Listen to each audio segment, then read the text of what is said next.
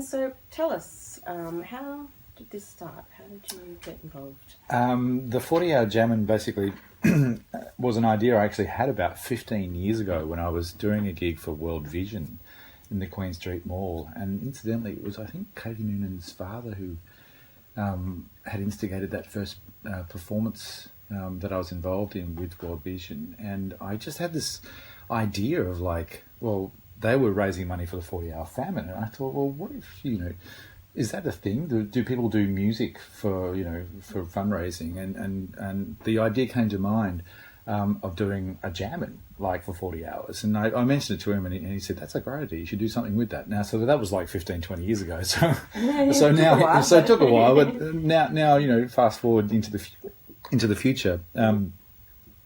My mother, unfortunately, contracted motor neuron disease or was diagnosed with it 9 months ago and sadly passed away 2 days ago. But we started this so it gave me this impetus to basically start up a charitable musical event, and I put forward this idea to a few colleagues and they went, it's a great idea, you should do something with it. And then of course I started contacting the local motor neuron disease associations in Brisbane, one in particular in Coorparoo. Thought it was a fantastic idea that we should do something with it, so they offered their premises in Coorparoo to put on an event. And we were looking at our calendars going, well, we either do it in 3 weeks, in 2 months or 6 months time. And basically my mum just sort of, who wasn't feeling very well, obviously just sort of said, just ASAP, please. So we scrambled together like a mini festival basically in 3 weeks, which is basically amazing.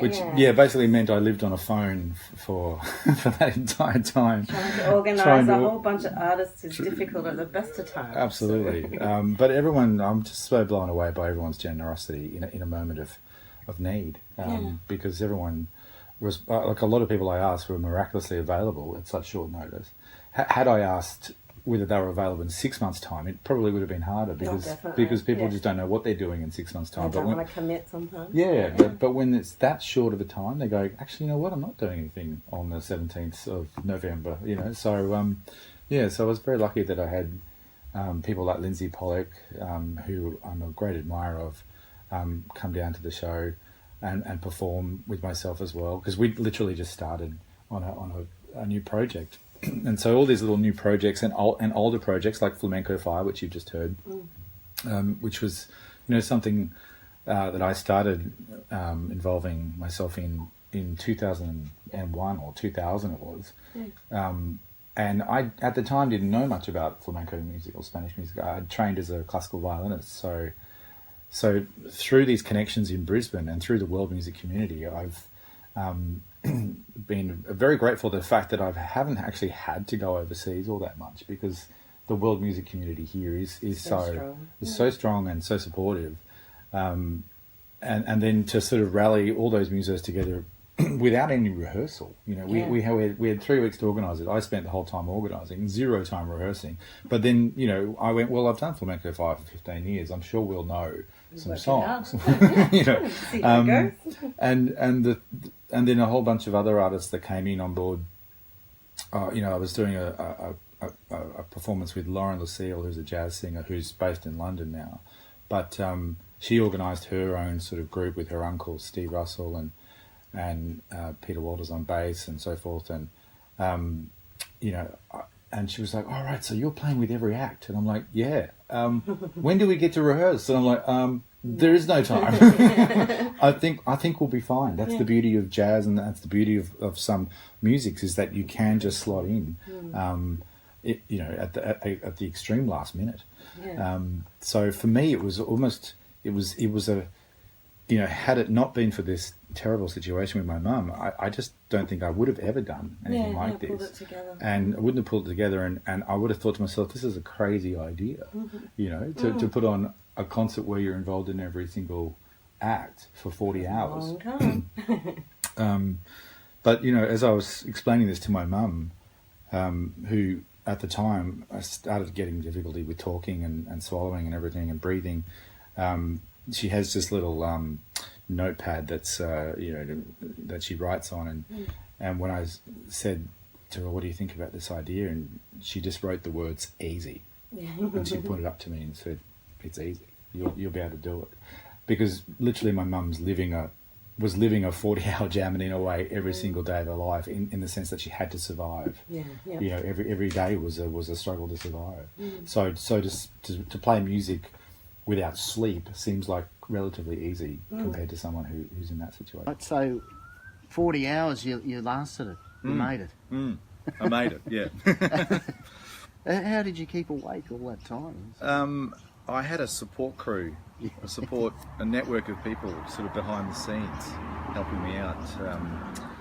And I also did a bit of research into diet because, you know, I had to have the energy in order to get through the 40 hours. So, and as it turned out, about 4 months ago, I actually started radically changing my diet as a result of actually researching about food and toxicity levels, and I was just starting to see some connection between motor neuron and toxicity levels in people's diets, and how some people in America had reduced their exposure of motor neuron through reducing toxicity. So I just started doing my own research and finding all these various information about it.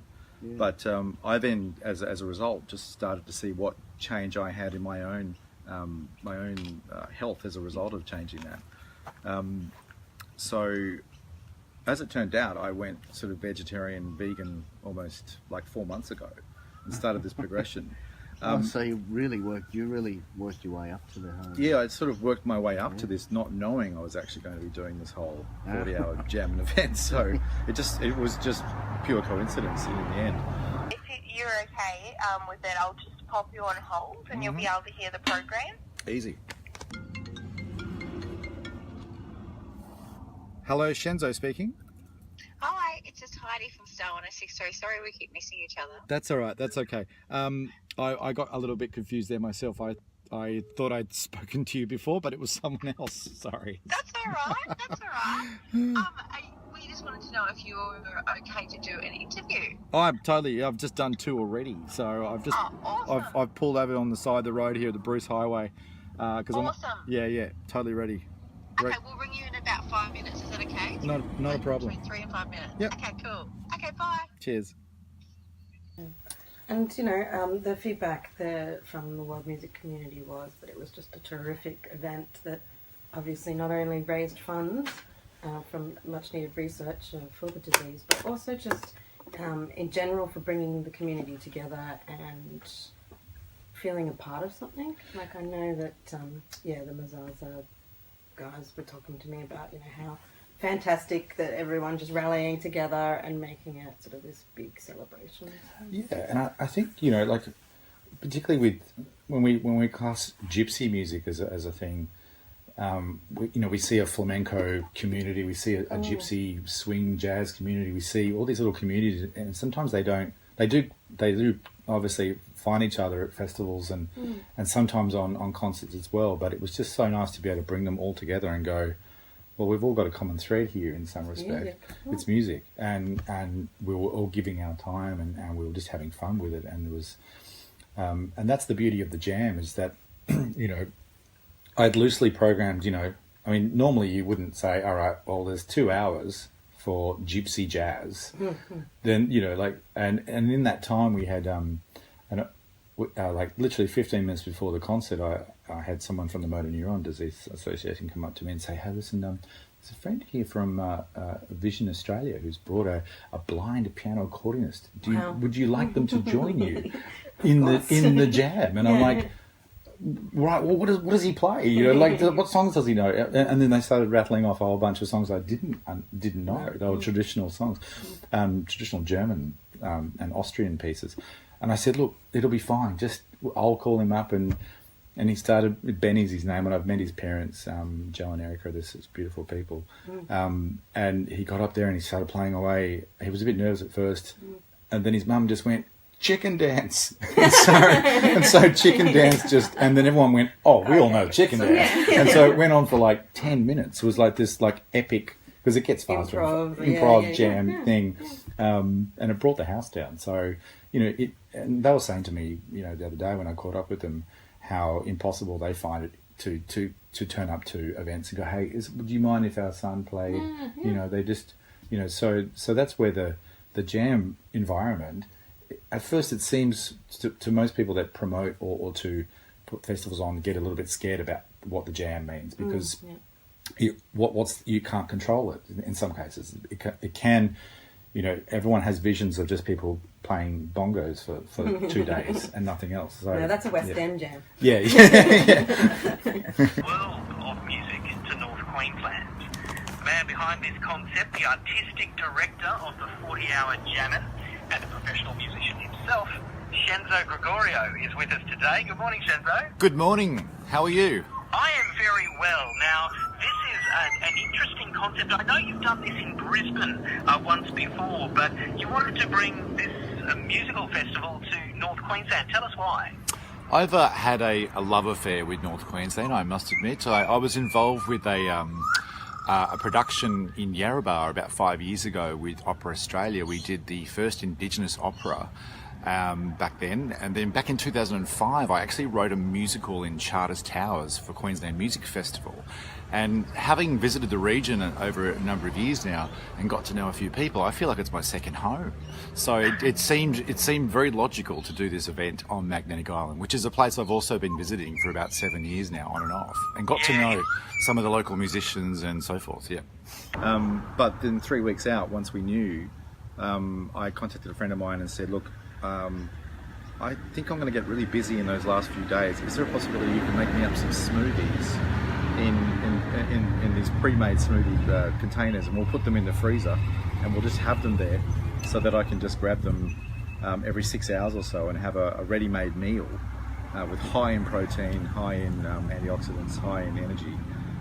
You know, basically dates, bananas, blueberries, nuts, all sort of, you know, blended up in a blender. You weren't stopping for meal breaks? Or not really, no. Well, I was trying. I kept pretty strict with the 5-minute break per hour rule, which is it's a Guinness Book of Records rule, which isn't, you know, I wasn't setting a Guinness Book of Records. So what is the record? For the longest time? Yeah. 501 hours. Who set that? So 501 hours. It was jamming. Yeah, well, it was an Indian tabla player or an Indian musician. I didn't look into it in great detail, but it was a guy probably in a cave somewhere, just playing away on his bongos, or, you know. Speaking. Hey Shenzo, it's Heidi and Brady here. How are you? I'm good. How are you? Good, thank you. Good. Okay, are you ready? Yeah. So and you know, Woodford's obviously Woodford Festival has been a big influence on my development as a musician because of the jam. You know, I met members of Monsieur Camembert from Sydney there once back in 2001, which then led me to working with 4-Play String Quartet from Sydney, and which led to, you know, so I can connect a lot of the dots between the jamming environment as much as I could connect the dots in my own sort of classical upbringing. And I really, looking back at it, I look at the two as just as important. Yeah, definitely. You know, and this is why I'm so excited about continuing this event, which it is going to be continuing. That's great. Have you set an Australian record or something like that? See, the record thing wasn't really my intention behind it all. I did want to obviously set the 40 hours as a fairly strict parameter, but I didn't want it to necessarily be all about me and going, hey, I can play 40 hours. So I didn't, and of course I ran out of time. I didn't have enough time to sort of like look down that avenue. It might be something I might explore later, but for now, for this event, it was just simply trying to get all the musicians together and to put this event on in record time and to get it happening. And then I didn't know whether I could do it or not. That was the other thing. I just looked at this as a test case, and I went, is it possible if I take all the preparations necessary? And sure enough, it was possible. So now I can go from this event and potentially do it again. Amazing concept though. So 40 hours of non-stop music.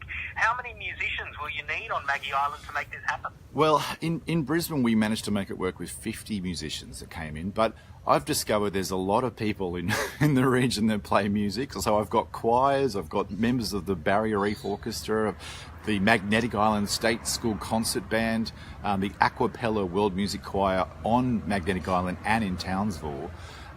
Even just with those groups alone, plus musicians I've managed to twist their arms to come up from Sydney and Melbourne and Brisbane, we're looking in the order of about 100 musicians at this point in time who will be volunteering their time to play at the festival. Plus, businesses on the island have given up about $2,000 worth of prizes to go into a raffle to entice people to donate. And so that's the other part of this festival that's very unique, is that there is no cover charge. It's essentially free, but we're encouraging people, obviously, to give where possible. And if they've had a fantastic experience, then it feels only natural to tip, or as if you're giving some money to a busker or something. We're encouraging people to do that. So we've got the raffles. We've also got a thing online where you can donate to my Everyday Hero page, and you can see how much money we've raised, and that's something you can do online. But we've also got donation buckets, or tip jars, or that sort of thing. So we're going to be going around and encouraging people to get involved by hopefully getting to the $20,000 that way. And also, of course, covering some of our expenses that we've had in putting this event on. Oh, I love the idea. Good on you, Shenzo. It's a fantastic concept. Hurry to the Facebook page and donate to the fire job. You won't regret. What do you think we'll expect? Are you going? Is Andrew joining you? Are you going solo? What can we expect from you at the show? I'm going to be doing my tribute, I guess, to one of my earlier influences, which was the Django Reinhardt, Stefan Grappelli songbook, if you like, the influence of that style, which was the style that first got me interested in playing jazz on the violin. Mm-hmm. I'd studied classical ever since a violin had been put under my neck when I was 4 years old. So I've been doing the Suzuki Book Method 1 and then AMEB violins, right through to the grades, and then orchestras and string quartets and very classical training for ages. And then I can't remember the moment when it all changed, but I heard a recording of Stefan Grappelli and I went, that's not classical, what is that? That's jazz violin. I didn't realise that was even possible. So this was in my, I was like 12 or something at the time. Yeah. So, back then there was you could actually, I went into the State Library in Brisbane, you could back before the internet was as like prolific, you had to get these books out of the library, and so there was a book of transcriptions of his solos. So I sat there and read it like I would read a classical piece, but I was reading Stefan Grappelli's solo over Sweet Georgia Brown, which is a typical jazz piece. And it felt so foreign to do that, but then over a long period of time of trying to break that classical mold, I got into this world of making music up on the spot, which was a thrilling sort of ride once it started to work. But at first, it was just horrible. It just didn't sound right. 40-hour Jammin'. It's going to Magnetic Island soon, the 21st to the 22nd of April, that weekend. Not this coming weekend, but the weekend after. Now, people who have done the 40-hour famine would know that, during those 40 hours you don't eat anything. For each of the musicians taking part in the Jammin', do they have to keep playing individually for 40 hours, or how does this work? That's why I've had so much trouble actually getting people. No, see, the concept for me originally was I wanted to prove that it was possible. So I did the 40 hours in Brisbane and went, it's possible, because I had no idea, to be honest, at the time. But for this one, I'm doing it slightly differently. So I'm going to be curating in the background, and of course I've been organising the whole thing, so I have to keep tabs on that as it goes. But I'm also going to be playing and jamming with all the musicians. Now, the idea is to kind of bring as many musicians in for them to contribute however much they want to. I've got a loose program in which we can see when some musicians will be turning up and jamming.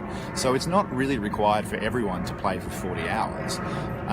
However, there is one venue that we're going to called the Amaru Resort on Magnetic Island in Nelly Bay, where they've actually given me almost free rein to use the entire resort to set up jam sessions. And so I don't know if anyone's ever been to the National Folk Festival in Canberra, but you can literally walk into a room there and witness multiple jam sessions at once. You can often have 20 jam sessions going off at once in one room. So if enough musicians turn up to this event, then it's very likely that at least for 20 hours we'll have multiple jam sessions going on. And who knows what we could get, because as you said, we have, award-winning orchestras and choirs, but also rock music and hip hop and beats and all sorts of things that could come together, creating something very new for North Queensland music lovers. Exactly. So the strength of this festival or this idea will work on the word of mouth. So unfortunately, I haven't been given a limitless budget to promote and to spread the word. So it is basically me plus the goodwill of everyone that's put their effort and time into this. It's essentially a donation type situation for everyone involved, including myself. So I've been working tirelessly on this for about 4 months now. And I can't wait to see what happens. Whereas when I usually look at a festival program, I go, oh, okay, I can see what happens here. I know what's going to happen. But with this one, I've got a website where you can basically see who's going to be there. But the unknown element is who's going to turn up that I don't know. And that's the spirit of the jam session, is when you come across it and you see something so unique to that point in time, because such and such sax player turned up, or this keyboard player turned up, or this vocalist turned up, and incredible music was spontaneously made. They're the moments we often think back and we think, wow, what an amazing moment that was in music making history at that point in time. So that's what I'm hoping to create for the entire 40 hours. I'm sure you will. It's fantastic, and we look forward to staying in touch with you as we get closer to the event. Shenzo, thanks for being with us this morning, and good luck with the 40-hour Jammin. Thank you so much for your time. It's all happening on... Saw the performances, you didn't lose your energy, even on the, you were still seemed to be enjoying it. Yeah. And is that what kept you going, the spirit of the jamming? Absolutely. I mean, there's a point though when fatigue does set in, and no matter how excited you are, excitement can only counteract fatigue for so long. But I think with the correct approach to diet and the correct approach to, I got a 20-minute nap on the first night and an hour and 20 on the second night, and that they were my only sleeps. And so with that Guinness Book of Record type thing where you could go 5-minute break per hour, you can compound your 5-minute break. So after 6 hours of playing, you could go 20-minute nap, right? So that's kind of what I was loosely kind of thinking in my mind. Oh well, I've been playing. It feels like ages now. It's 3 in the morning. I think I'll take a quick nap. So how did you go in the end? You collapsed. Well, I certainly I collapsed for the moment. I didn't physically collapse. No. I wasn't Staged. I wasn't. Yeah, Staged I wasn't collapse. anywhere near collapse. But I was certainly relieved, let's say, that it came to a finale, and it was a very exciting moment having everyone there, and the love in the room was just was huge. Yeah. And he had one of his best friends came over and gave him a kiss of life and did the Resuscitation. resuscitation. It was classic. Oh, absolutely. I'm encouraging families, everyone from the young to the old. It's definitely that there won't be anything that won't appeal to a whole family thing. So particularly on the Sunday morning at the Amaroo on Mandalay, we're doing a whole series of kids entertainment. We've got face painting. We've got the state school band playing. We're encouraging kids to actually get up and jam on about 4 to 5 areas where jamming will be happening. So it's just not one single location. Yeah. But luckily in Brisbane again, there's been like Ewan Mackenzie's another influence here in Brisbane. I was amazed that he came down to the 40-hour Jammin and performed as well. He's someone who started a festival here with the Osmanoosh Festival, which only just finished up last weekend here at the Jazz Club, where it's celebrating this exact style of music.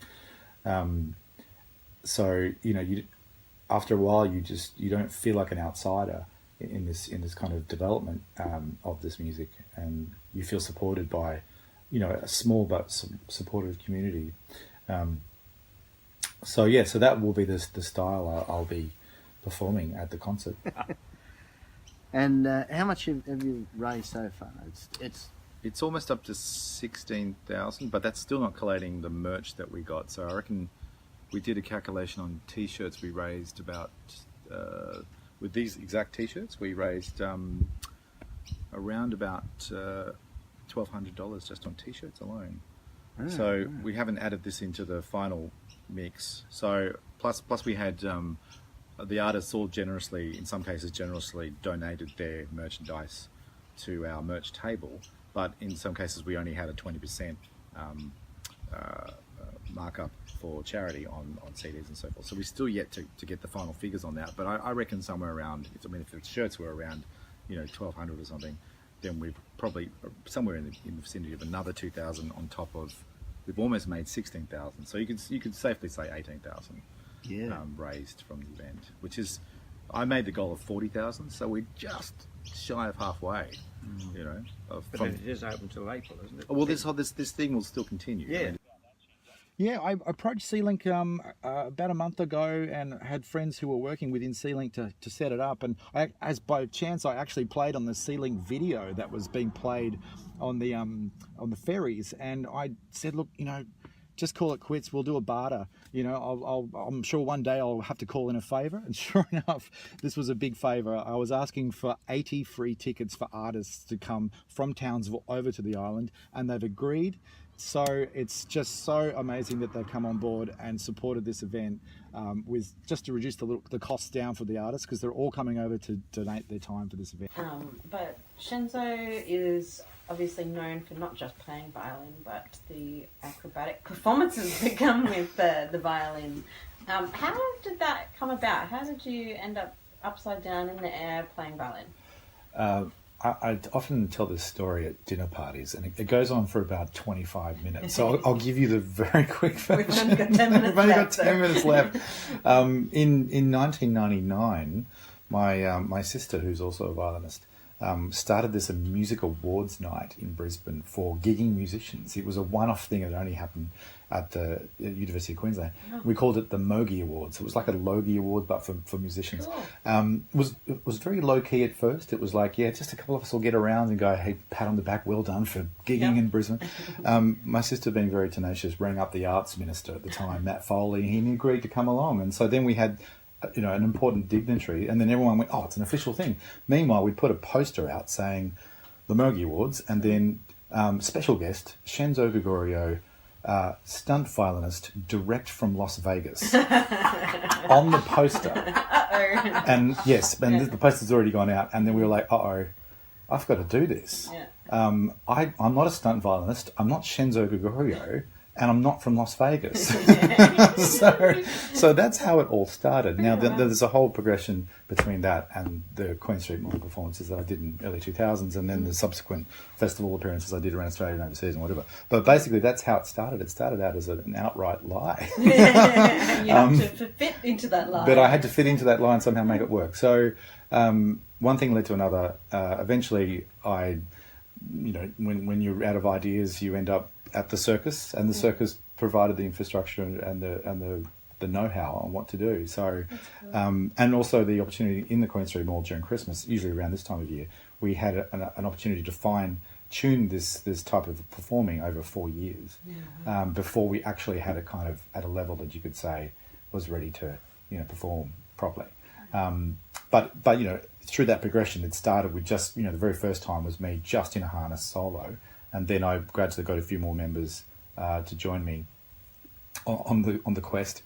But yeah, the idea of actually playing violin upside down and spinning around and so forth was literally, like in those early years, was not somewhere in a room where no one could see it. It was actually in front of shoppers in Queen Street Mall, walking by going, what the hell is going on there? There is a violinist with his ankles being wrenched upside down, and they're asking him, okay, can you do it? Can you play violin upside down? It was literally like a baptism of fire in front of everyone. It was crazy when I think back to it. But it was a thing that I literally got on this roller coaster, and it was at any point I could have just jumped off, but I just being the yes man that I am. My whole career has come about by just saying yes to gigs, like from day one, and this was just another one of those gigs that I said yes to. I think I saw you hanging on something before that. I went to a La Boite show in 1999. Yes, that was before pre-harness. You were an Angel Gabriel or something. I would actually that was the year 2000. That was the Brisbane Festival, but it was the La Boite collaboration with Stratton Production House, La Boite and Brisbane Festival for The Secret Death of Salvador Dali, which was the Stephen Sewell play that I got the opportunity to write music for. But yeah, as you walked into the theatre, you saw me in a harness playing violin with angel wings, and that was the first image that people got, when they walked in, and then I just had to, and again, I had to undo the rope while holding a fiddle, and this little contraption. If you let the rope out too much, you'd literally just hit the ground. But you have to just ease it out, and then you could lower yourself down, which was another system of rigging that I had no idea about until I was shown it and gone, okay, you're good with that? Literally learning all this stuff on the job. Well, it sounds like you're a fantastic multitasker now. So. I've become very good at multitasking, it's true.